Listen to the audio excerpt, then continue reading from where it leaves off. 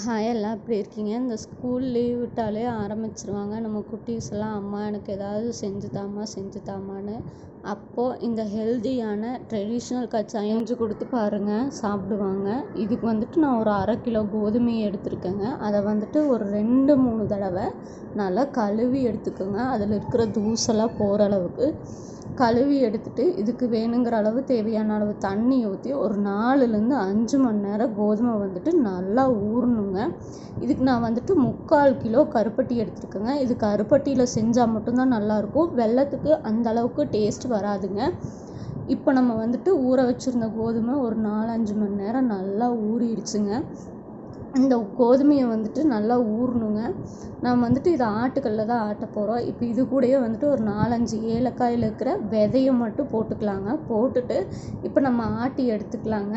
இதை வந்துட்டு ஆட்டுக்கல்லில் ஆட்டினா மட்டும்தாங்க டேஸ்ட்டாக இருக்கும். உங்ககிட்ட இல்லைன்னு நினைக்கிறவங்க நீங்கள் மிக்சிலேயோ கிரைண்டர்லேயோ அரைச்சிக்கலாங்க. அவங்க ஆட்டிகிட்டு இருக்கட்டுங்க. நம்ம இப்போ எடுத்து வச்சுக்கிற கருப்பட்டியை நல்லா கொட்டி எடுத்துக்கலாங்க. இப்போ அந்த கருப்பட்டியும் வந்துட்டு இந்த கோதுமை கூட சேர்த்து கொஞ்சம் கொஞ்சமாக ஆட்டணுங்க. ஒரே முட்டை போட்டிங்கன்னா வந்துட்டு தண்ணி ஆயிடுங்க. கொஞ்சம் கொஞ்சமாக போட்டு இந்த மாதிரியான கன்சிஸ்டன்சிக்கு ஆட்டி எடுத்துக்கோங்க. ஆட்டி எடுத்துட்டா வந்துட்டு இந்த மாதிரி தாங்க இருக்கும்.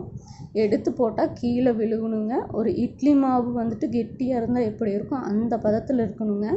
இப்போ இதை வந்து நம்ம ஃப்ரை பண்ணி எடுத்துடலாங்க. ஒரு கடாய் எடுத்துக்கோங்க. இதில் வந்துட்டு நான் 1/2 லிட்டர் எண்ணெய் எடுத்துருக்கேங்க. எண்ணெய் அதிகமாக ஊற்றிடாதீங்க. வேறு எந்த பர்பஸ்க்கும் இந்த எண்ணெய் ஆகாதுங்க. இப்போ எண்ணெய் காஞ்சிருச்சான்னு கொஞ்சோண்டு போட்டு பார்க்கலாங்க. எண்ணெய் இப்போ காஞ்சிருச்சுங்க. நான் காட்டுற பாருங்க. இது மாதிரி கொஞ்சோண்டு எடுத்து ரவுண்ட் ஷேப்பில் கொஞ்சம் கொஞ்சமாக போட்டு எடுங்க. இதில் வந்துட்டு எண்ணெய் வந்துட்டு மீடியம் டு லோ ஃப்ளேமில் தாங்க இருக்கணும். ஹை ஃப்ளேமில் இருந்தால் கருகிருங்க. அதுக்கப்புறம் உள்ளே வேகாது, வெளியில் மட்டும்தான் வெந்த மாதிரி தெரியும். ஸோ இதுக்கு வந்துட்டு லோ ஃப்ளேம்லேயே வச்சு கொஞ்சமாக குட்டியாக பால்ஸ் போடுங்க. போட்டதும் ஒரு 2-3 நிமிஷம் கழித்து திருப்புங்க. அப்போவே திருப்புனிங்கன்னா இது ஒட்டிக்குங்க. ஒரு 2-3 நிமிஷம் கழித்து எல்லாத்தையும் திருப்பி விடுங்க. இல்லைனா நீங்கள் மைகோதி கூட யூஸ் பண்ணிக்கலாம். குத்தி திருப்பி விடுற மாதிரி எல்லாத்தையும் ஒவ்வொன்றா ஈவனாக திருப்பி விட்டுட்டு நல்லா வேகட்டுங்க. இது மீடியம் டு லோ ஃப்ளேமில் தாங்க இருக்கணும். நல்லா எண்ணெயெல்லாம் மேலே ஊற்றி விடுங்க, வேகட்டும்.